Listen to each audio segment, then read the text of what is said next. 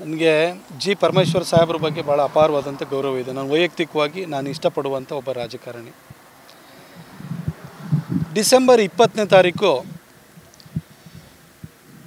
ಇಲ್ಲಿಗಲ್ಲಾಗಿ ಮರ ಕಡಿದಿದ್ದಾರೆ ಅಂತ ಹೇಳಿ ಒಂದು FIR ಆಗುತ್ತೆ.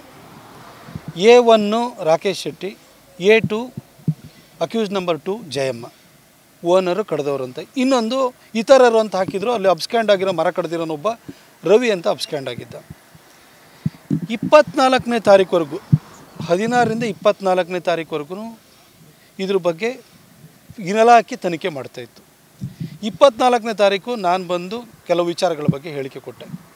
ಅವತ್ತು ನಾನು ಹೇಳಿಕೆ ಕೊಟ್ಟು 2 ಗಂಟೆಯಲ್ಲಿ ಕಾಂಗ್ರೆಸ್ಸಿನ ಕರ್ನಾಟಕ ಕಾಂಗ್ರೆಸ್ನ ಟ್ವಿಟರ್ ಮತ್ತು ಫೇಸ್ಬುಕ್ ಅಕೌಂಟಲ್ಲಿ ಪ್ರತಾಪ್ ಸಿಂಹನ ತಮ್ಮ ಮರಗಳ್ಳ, ಇವನು ನಾಡಕಳ್ಳ ಅಂತೇಳಿ ಟ್ವೀಟ್ ಹಾಕ್ತಾರೆ, ಪೋಸ್ಟಿಂಗ್ ಮಾಡ್ತಾರೆ. ಯಾರು ಇಲ್ಲಿ ತಂದಿದ್ದು ಇದನ್ನು? ರಾಜಕಾರಣ ಮಾಡಿದ್ದು ಯಾರು? ಕಾಂಗ್ರೆಸ್ನವರು. ಆಯಿತು, ಆ FIR ಅಲ್ಲಿ ಎಲ್ಲಾದರೂ ನನ್ನ ತಮ್ಮ ಇದ್ದಾನ? ನನ್ನ ತಮ್ಮಗೂ ಆ ಜಮೀನಿಗೆ ಏನಾದರೂ ಸಂಬಂಧ ಇದೆಯಾ? ರಾಜಕಾರಣ ಮಾಡಿದ್ದು ಕಾಂಗ್ರೆಸ್ ಅವರು. ಆಯಿತು, A1 ಮತ್ತು A2ಗೆ ಸ್ಟೇಷನ್ ಬೇಲ್ ಕೊಟ್ಟು ಕಳಿಸ್ತೀರಿ. ನನ್ನ ತಮ್ಮನ್ನು ಕೂಡ ನೀವು ಇದೆಲ್ಲ ಭಾಳ ರಾಜಕಾರಣನ, ನೀವೇ ರಾಜಕಾರಣನ ನಿಮ್ಮ ಕಾಂಗ್ರೆಸ್ ಸೋಷಿಯಲ್ ಮೀಡಿಯಾದಲ್ಲಿ ಕೊಟ್ಟು ಆನಂತರ ನನ್ನ ತಮ್ಮನ ಅದಕ್ಕೆ ಎಳತ್ತಂದು ನನ್ನ ತಮ್ಮನ ಹತ್ರ 28ನೇ ತಾರೀಕು ಸ್ಟೇಟ್ಮೆಂಟ್ ತೊಗೋತೀರಿ. ಸ್ಟೇಟ್ಮೆಂಟ್ ಕೊಟ್ಟು ನನ್ನ ತಮ್ಮ ಬೆಂಗಳೂರಿಗೆ ಹೋಗಿದ್ದಾನೆ.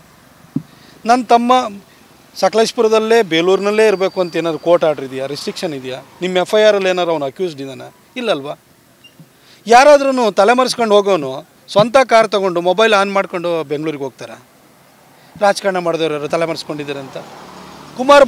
ಮಧು ಬಂಗಾರಪ್ಪ ಅವರ 6.5 ಕೋಟಿ ಚೆಕ್ ಬೌನ್ಸ್ ಪ್ರಕರಣ ಬರುತ್ತೆ. 6 ತಿಂಗಳ ಜೈಲು ಶಿಕ್ಷೆನೂ ಅದರಲ್ಲಿ ವಿಧಿಸಿರ್ತಾರೆ.